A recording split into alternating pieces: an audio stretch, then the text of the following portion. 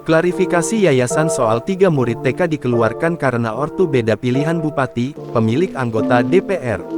Inilah klarifikasi yayasan soal 3 murid TK dikeluarkan dari sekolah karena orang tua beda pilihan calon bupati di Pilkada Rembang 2024. 3 murid TK itu diketahui sekolah di TK Darul Fikri, Desa Pamotan, Rembang, Jawa Tengah. Fakta-fakta terkait masalah ini pun terungkap. Di antaranya adalah bahwa pemilik yayasan bernama Harmusa Oktaviani.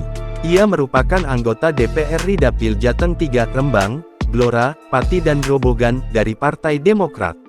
Harmusa Oktaviani adalah anak dari calon Bupati Rembang Harno yang kini sedang berlaga di Pilkada Rembang 2024. Melansir dari Tribun Jateng, fakta ini diungkapkan oleh Kepala Desa Pamotan, A. Masikur Ruhani. Aang, panggilan akrab A. Masikur Ruhani mengatakan pada Sabtu tanggal 23 November tahun 2024 ia telah memanggil pihak yayasan.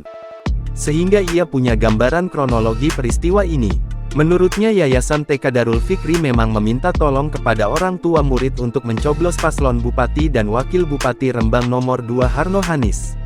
Alasan pihak yayasan meminta tolong para wali murid untuk mencoblos paslon 2, lantaran yayasan tersebut adalah milik dari Harmusa Oktaviani.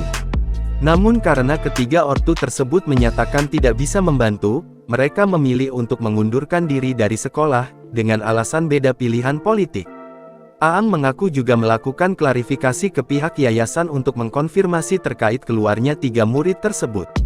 Apa benar itu dikeluarkan? Terus yayasan kan kita minta tolong karena bapak nyalon minta tolong dibantu, bahasanya gitu minta tolong, kata Aang sembari menirukan pihak yayasan.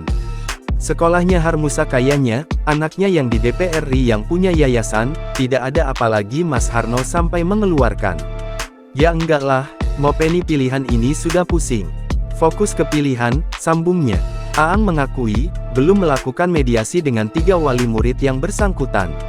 Sementara itu, kuasa hukum para ketiga orang tua murid TK, korban politik di Kabupaten Rembang mengatakan bahwa saat ini telah mengantongi sejumlah bukti terkait ketiga anak yang di-blacklist oleh pihak sekolah. Bukti-bukti itu telah ada beberapa bukti percakapan lewat WhatsApp. Itu telah dihapus oleh pihak yang bersangkutan, jelas Ahmad Najih, Senin tanggal 25 November tahun 2024. Untuk itu, pihaknya melakukan pendalaman terhadap bagaimana proses ini berjalan. Download Tribun X sekarang, menghadirkan lokal menjadi Indonesia.